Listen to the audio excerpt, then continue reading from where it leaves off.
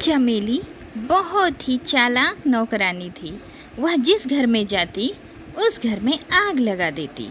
फिर एक दिन चंपा पुष्पा नाम की औरत के यहाँ काम पे जाती है। पुष्पा की दोनों बहुएं बहुत ही सीधी साधी थी और दोनों बहुओं में आपस में बहनों की तरह प्यार था।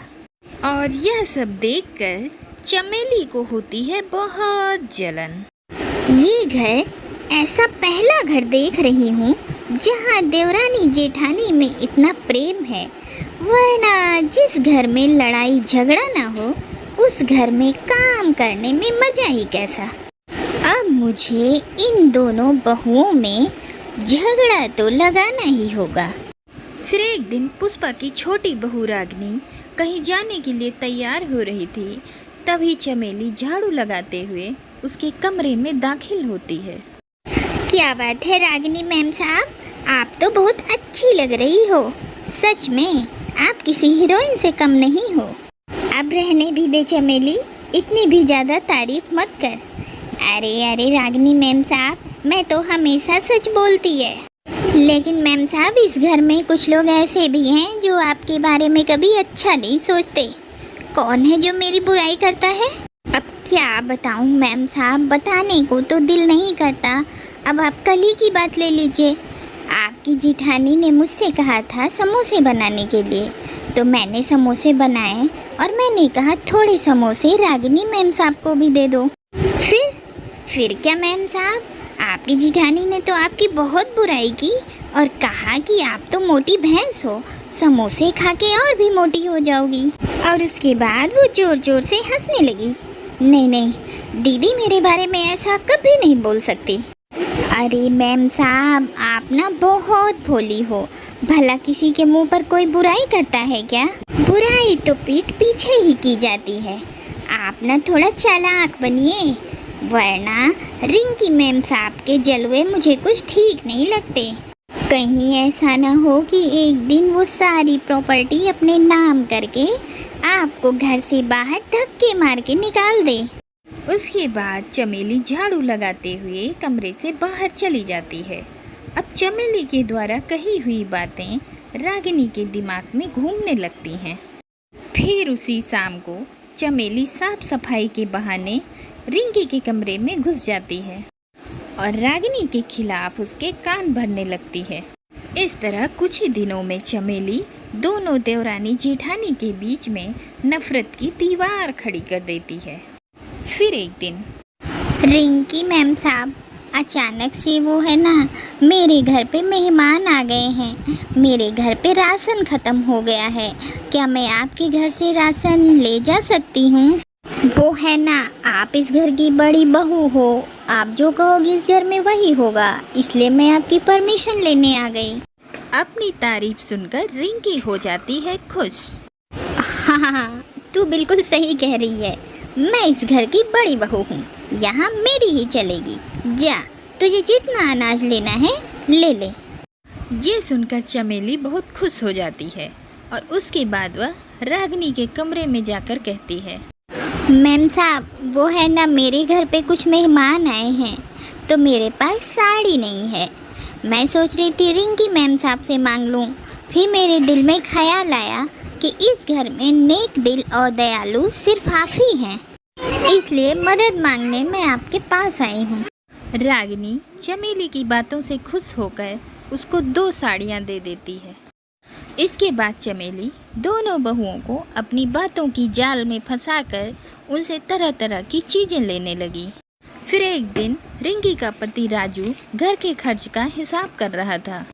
ये क्या रिंकी, इस महीने हमारे राशन पे दुगने पैसे खर्च हो गए। इतना खाना कौन खा जाता है? रिंकी राजू को चमेली के बारे में नहीं बताना चाहती थी, क्योंकि वह चमेली की नज़रों में महान बने रहना चाहती थी। इसलिए वह इस बात को घुमा देती है। उसी शाम रागिनी अपने पति माधव से नई साड़ियाँ खरीदने के लिए कहती है। ये सब क्या है रागिनी? पिछले महीने तो तुमने 10 साड़ियाँ खरीदी थी। तुम्हारी तो पूरी अलमारी साड़ियों से भरी थी। आखिर तुम्हारी सारी साड़ियाँ कहाँ चली गईं? चमेली ने रागिनी की भी झूठी तारीफ करके चने की झाड़ पर चढ़ा रखा था, इसलिए वह भी अपने पति को चमेली के बारे में नहीं बताना चाहती थी। वह उसकी नज़रों में महान बने रहना चाहती थी, इसलिए वह अपने पति माधव से झूठ बोल देती है कि उसकी साड़ियाँ चूहे कुतर गए थे, इसलिए उसे सारी साड़ियाँ फेंकनी पड़ी। इस तरह चमेली अपने सातिर दिमाग से दोनों बहुओं को बेवकूफ़ बनाकर उनका फ़ायदा उठाती रही। फिर एक दिन पुष्पा एक कारपेंटर को अपने घर पे बुलाती है। पुष्पा उसे रिंकी के कमरे में ले जाती है। ये देखो, ये सारा कमरा अच्छी तरह से देख लो। मुझे यहाँ पर एक महाराजा बेड और मुझे उस कोने पर एक अलमारी चाहिए। और हाँ, यहाँ पर एक अच्छा सा ड्रेसिंग टेबल बना देना। जो पैसे होंगे दे दिया जाएगा। अरे वाह वाह, क्या बात है। ये बुढ़िया तो अपनी बड़ी बहू के ऊपर खूब खर्च कर रही है। अभी इस बुढ़िया के मजे लेती हूँ। इसके बाद चमेली जल्दी जल्दी रागिनी के कमरे में चली जाती है और उसे भड़काना शुरू कर देती है। अच्छा, ये बात है, तो आज तो मैं मम्मी जी को नहीं छोड़ूंगी। उसके बाद रागिनी रिंकी के कमरे में पहुंच जाती है। ये सब क्या है मम्मी जी? आप दीदी के लिए इतना सब खर्च कर रही हो। आखिर मैं भी तो इस घर की बहू हूँ। आप मेरे बारे में क्यों नहीं सोचती? अरे बहू, अचानक ये तुझे क्या हो गया? मैं इस कमरे से निकलने के बाद तेरे ही कमरे में आने वाली थी। अरे अरे, रहने दीजिए मम्मी जी, अब बात पकड़ में आ गई तो झूठ मत बोलिए। अगर आप इतनी ही ईमानदार होती तो हम दोनों बहुओं को एक साथ बुलाकर आप हमारी पसंद पूछती। लेकिन आपको तो अपनी बड़ी बहू ही प्यारी है। ए रागिनी, तू बेकार में बखेड़ा खड़ा कर रही है।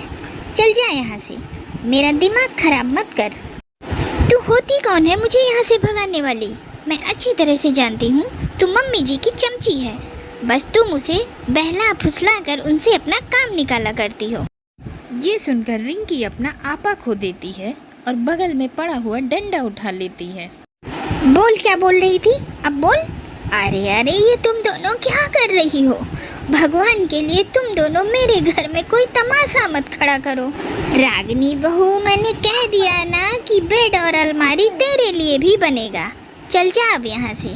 इसके बाद पुष्पा रागिनी को लेकर वहाँ से चली जाती है और यह देखकर चमेली मुंह बना लेती है। धत तेरी की, इस बुढ़िया ने तो पूरा मजा ही खराब कर दिया। फिर एक रात पुष्पा अपनी किसी सहेली के घर से लौट रही थी। फिर अचानक से उसकी गाड़ी खराब हो जाती है।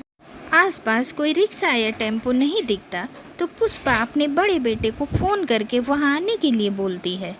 तभी पुष्पा को याद आता है कि पास में ही चमेली का घर है।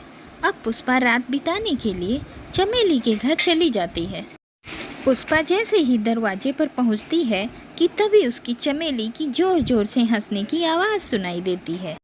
अरे चमेली, तेरा दिमाग तो बहुत तेज है। तूने दोनों बहुओं को बेवकूफ बनाकर उनसे खूब माल लूटा है। अरे अरे, अभी तो तुम देखती जा धीरे धीरे और मैं क्या क्या करती है। हे भगवान, इसे तो मैं बहुत भोली भाली नौकरानी समझ रही थी, लेकिन ये तो बहुत चालबाज निकली। इसके बाद पुष्पा अपने घर चली जाती है। फिर अगले दिन जब चमेली पुष्पा के घर पहुंचती है तो वह देखती है कि पुष्पा के घर पे पहले से ही दूसरी नौकरानी काम कर रही है। चमेली, हमने इसे काम पर रख लिया है। ये मेरे गांव की लड़की है। यह तेरी तरह धोखेबाज और बेईमान नहीं है। ये आप क्या कह रही हैं मम्मी जी?